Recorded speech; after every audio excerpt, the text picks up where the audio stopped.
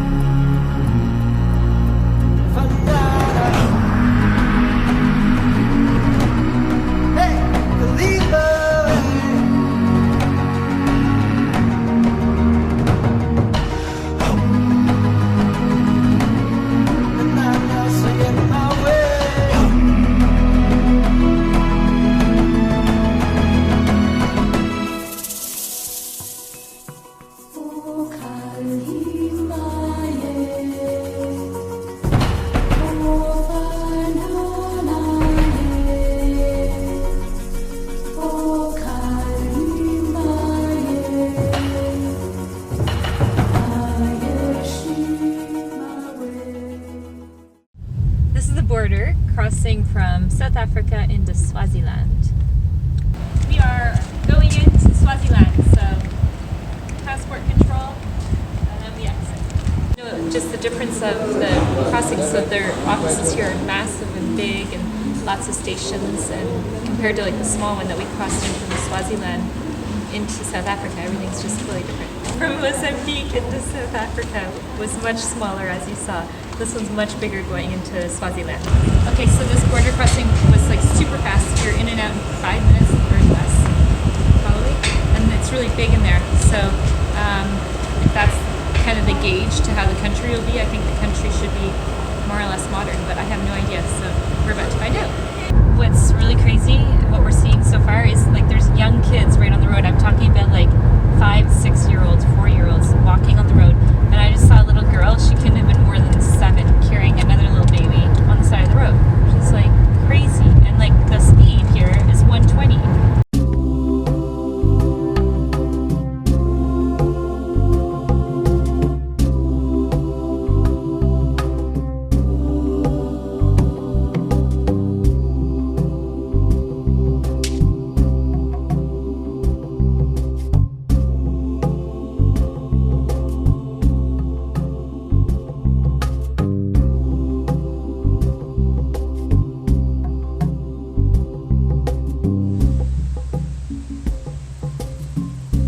Okay, so we have arrived. Here we are. This is the reception. And we're not sure where we're staying, but we took all these roads, these bouncy roads, and then a little side road. We got to the farm area, and can't wait to show you. So this is Mabuta B&B, and it's a farmland with little inn rooms, but you can see down there, look at, I think that's what they look like. It's really cool. Can you see very good with your camera? That might be the restaurant, though. So we're up a little bit in altitude too. We came just up a tiny little bit, not too much. I'll have to find out what altitude we're at, but you can already feel it's quite cool actually. And it's windy, so that means for a good sleep and the wind, no mosquitoes.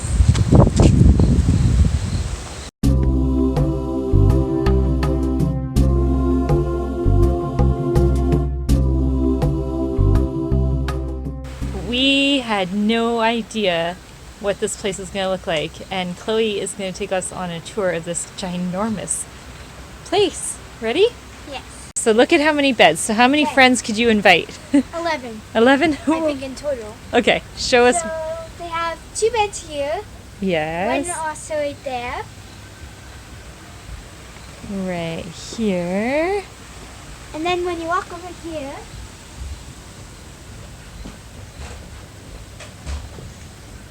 look at this. It's like being in like a barn house, right? yeah, Where are you girls going to sleep?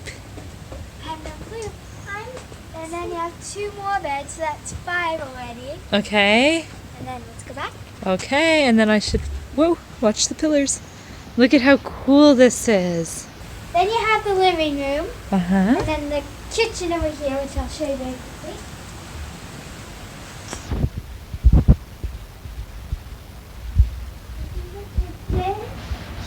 Hi. Yeah. Then they have another room with 2 beds. So that equals 7. There's 2 people in here. Let's see. Look at this. You get a big, huge pantry. I haven't seen one of those since Florida, actually. Okay, what else do we have? Another thing to make like a mixing bowl. We get a mixing bowl. Maybe we can bake some cookies. And the last room, which equals to 11, is 2. So that equals 11. This is like the master suite. Yeah, this is the master suite. Wow. Very nice. Look at this. Look at this sculpture made out of wood. How pretty is that? One thing that is amazing that I just didn't include in our walkthrough tour is they have a washing machine.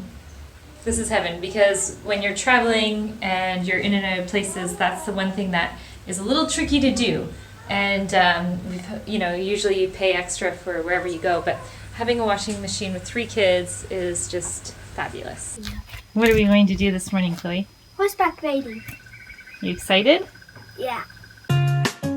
You're always on my mind. I'm by your side.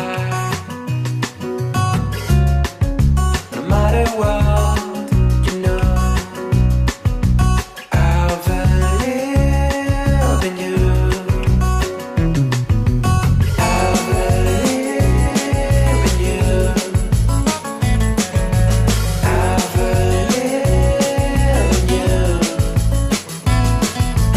I believe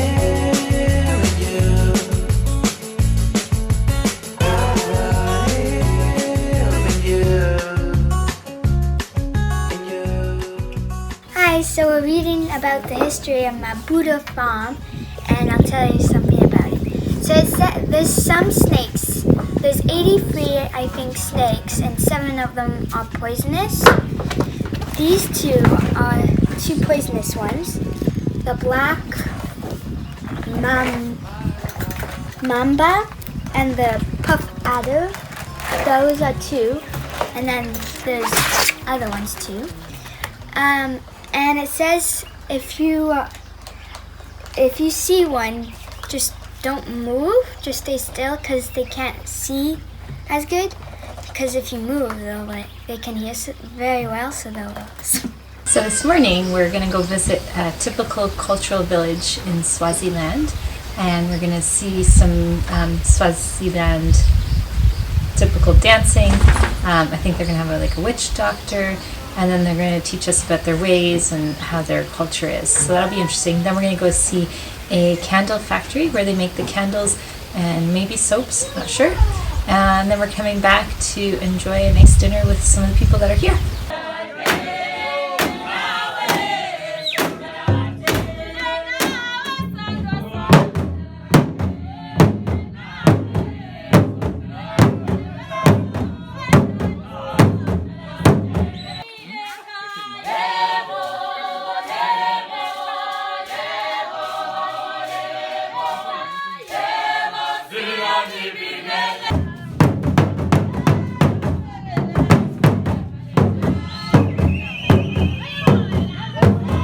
Ladies and gentlemen, the big enclosure that is made with the sticks, this is for the cows, the kraal.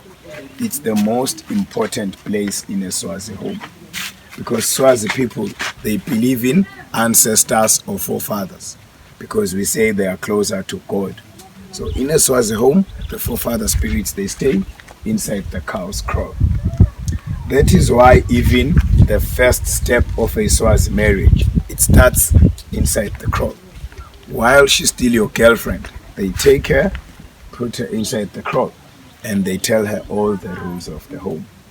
For example, in our culture, if a woman is bringing food to the man, before she puts the food, she has to kneel down as a sign of respect. If the man wants to marry another wife, this is where the new girlfriend would come to stay for the night. Then the man will call the first wife to come and prepare the bed for the girlfriend.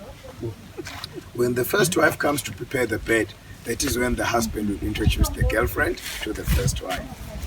He will also call the second wife to bring the food for the girlfriend. When she comes to bring the food, that is when he can introduce the girlfriend to the second wife. Because even if the two wives, they don't like the new lady, there's nothing that they can do, because in our culture, women must always be submissive to the men. But today, ladies and gentlemen, they say men and women, it's equal rights. If you notice, the bedroom of the chief, it's closer to the last wife, a little bit far away from the first wife. In our culture, we say the chief has to spend most of the time with the last wife. She's still new in the home, and obviously, she's still younger than the first wife.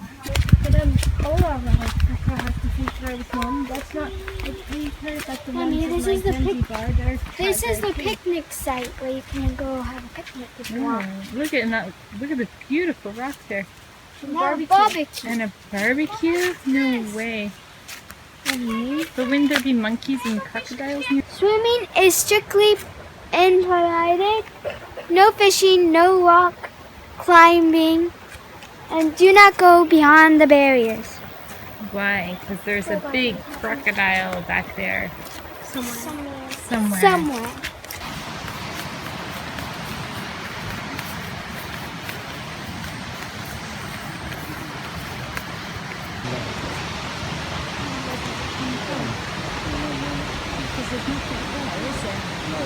This is Black Mamba. It says inspired gifts for food lovers. So they have all the different sauces and things. Over here in the distance is the Swazi candles. We've got books, t-shirts, music, souvenirs, coffee shop. It's almost like a little village, kind of in the natural nature area. All sorts of local things like this. You can even get a zebra giraffe. Does that exist? What'd you girls find? Checkers. Checkers, look at that. Looks like a checkers table.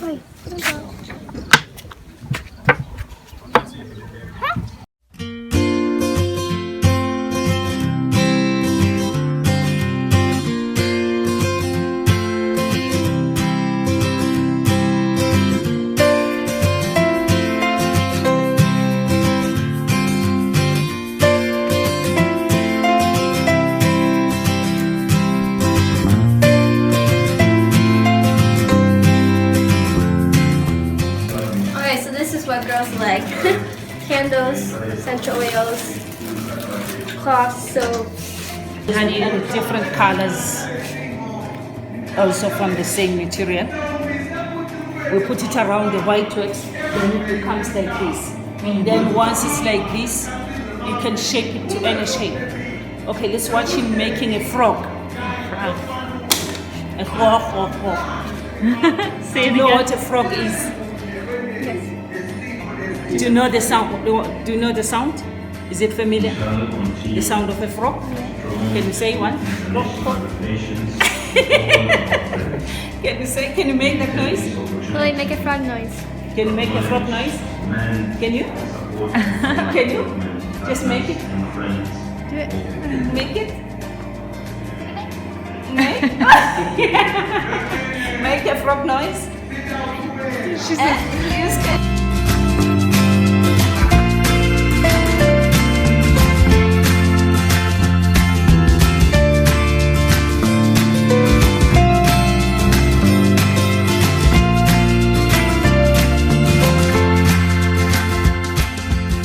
I'm not exactly sure what this is. First time making it, so. It kind of looks like a Canadian seal. you guys are artistic, eh? What did you make? Use the soft one. A cat. Soft one. Yeah. Piece. Get a soft piece from inside. So, Angelique, let's see your finished Cut product. it. Yeah. Cut the size nice. that you want. Hey girls, so can you tell me what you made? What candles you Yes, made? you hold them so that mommy can. You show mommy so that she see that. What I made is a little crab, Nice. a little like dolphin or whale or something. Sea whale Oh almost? yes. And then Angelique, let's see what you made. A person and a cat. Oh yeah. Is that Angelique and her cat? Yes. And your baby? A baby elephant. lying down. He's so cute. All right, now we'll do a nice fun experience. It was, wasn't it? Thank you very much. We're just having so much fun looking at all the things here. They're all so unique and beautiful. We're having a nice meal here at the Swazi candle factory, if you will, and all the shops. And the meals are delicious. So if you're coming, make sure you have some. Really good. At a grocery store in Swaziland. ShopRite. Here we go.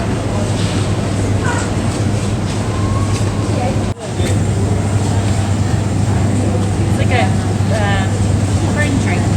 Not sure what it is. Nice drink, green flavored.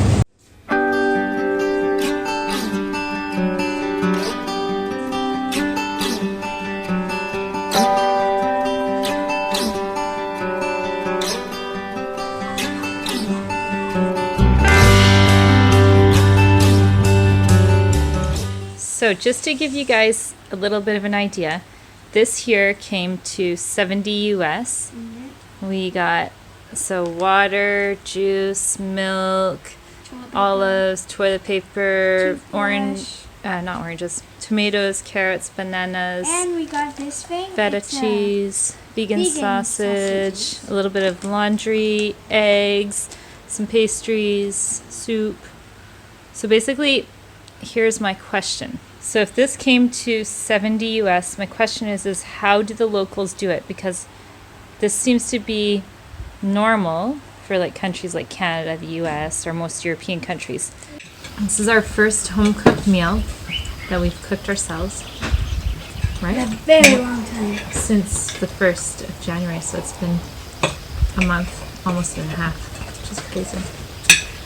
Feels good. Feels Greek salad, carrots and dip, vegan sausages, pasta, it has gluten but all else, and then Greek salad, and then yeah. So this whole property where we're staying, they get their water not from the town supply. They get their water from the dams and the springs that are on this property. Julia, you want to come discover the land? In a minute, the girls want me to do something. Okay. This is the first cool thing that I just saw. This tree is a mango tree. So we can literally walk outside of our house and eat fresh mangoes off of a tree. It's just so cool. That's the house that we're staying in. All the roofs here are made out of like a grass. I forget the name. And they each last 20 years. They last about 20 years, Yeah. right? She said. But their house over there, it's supposed to last 20 years, but it only lasted like, they had to change it twice in 20 years, so. Yeah. But it's quite expensive to change it.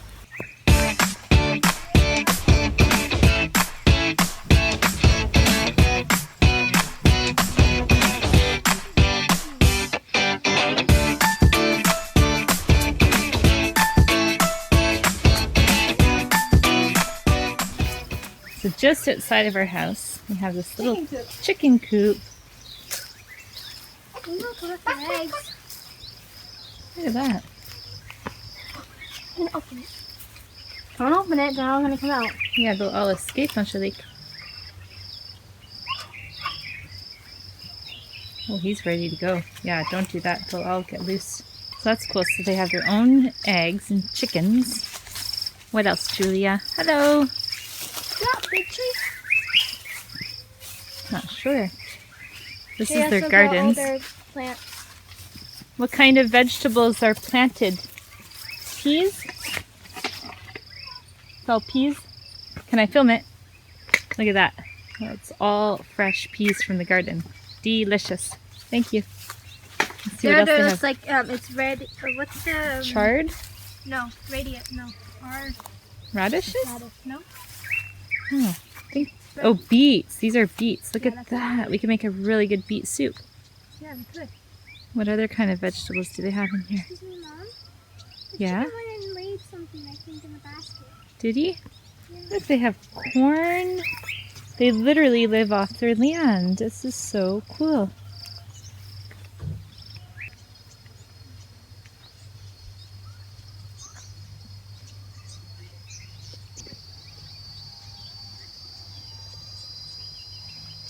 So this is the direction to go towards the pool and the Mabuta House. So you're going to see the original home that was built in the 30s, early 30s, by Italian stonemasons that came all the way from Italy to build it.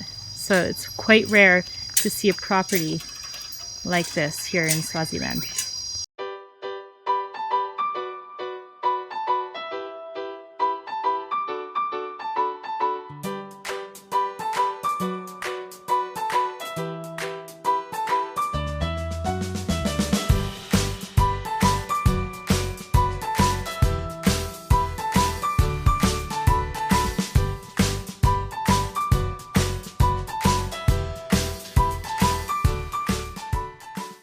Seems like a lot of the places that we've been going to, we end up like just adopting a little dog for a few days. So this is a Rosa, and a Rosa's coming with us to go find the rocks and the lilies.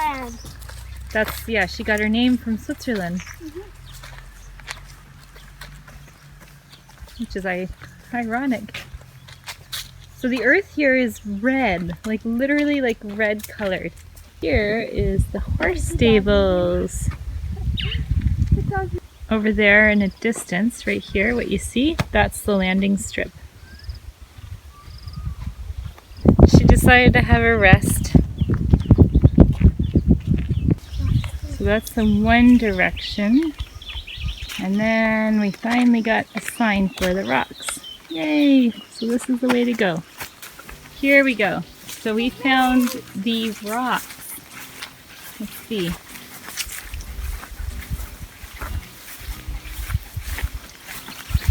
We're being a little careful so we don't encounter any snakes. Yep, there she goes. Ah, feels nice, huh? So look at how many rocks there are. It just goes on and on and on. Let's go discover it. Now this is a bigger pond, isn't it? I wanted to go in this water. In a distance, we're really close right now to Mozambique. That's a better spot for her, a nice big pond. I think she likes it in there. Let her cool off. So the stonemasons came all the way over here to get the rocks to build the Mabuta House. That's right. And look at all the rocks, and they dynamited it. And then they cut each piece just to specification for the house. Look what we found. We found these little blackberries here. Don't know if the berries in it though. No, they're real black. So there, from the tree, there's a zip line to the dock. Can't really see it that good. I'm really excited for tomorrow because we'll be taking a safari through the game reserve called Hlane. Rhinos, elephants, and the other antelopes. All the dead trees because of the elephants.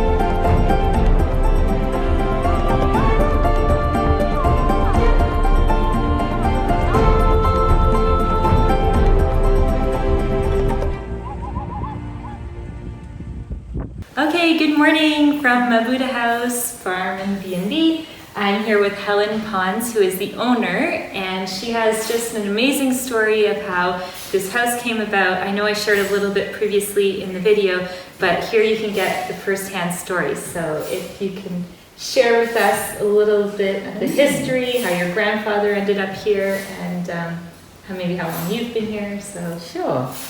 So my grandparents bought this farm in the 1930s, and the house was basically built, but the man who was called Reese Evans, and he, I think, wanted it to be a big game lodge, I have a feeling. And so he had to leave because of health reasons, and so they managed to buy the farm at a very good price, and they spent quite a few years fixing it up, finishing it off, and then starting to farm. And actually it's one of the oldest dairy farms in Swaziland, and so they continue with the dairy, and they put in maize, and just slowly but surely worked on the farm over the years. My grandfather was a lawyer, and he had a lot of clients that he enjoyed bringing here. And my grandparents actually lived in Johannesburg, and they came and went. They didn't actually, we're the first family to live here 24/7. I'll just go backtrack a little bit, because when we got here, this farm, we needed to find something that would bring an income into the farm. A lot of people wanted to start living here, and people who came to do NGO, humanitarian work in the hospital, whatever their reasons were for coming, they wanted to be based on Mabuta farm. So then we had to try and extend our little village, and it has become a village, and we built 2 new houses, and now we've got many families living on Mabuta, and they're all serving in the Lobombo community in some form or other. but thank you very much. It's been lovely to have you. It was wonderful. Thank you. Thanks for watching our tour of Swaziland and the Mabuta farm. Please subscribe and give us a big thumbs up. Don't forget to comment down below. Bye. Bye.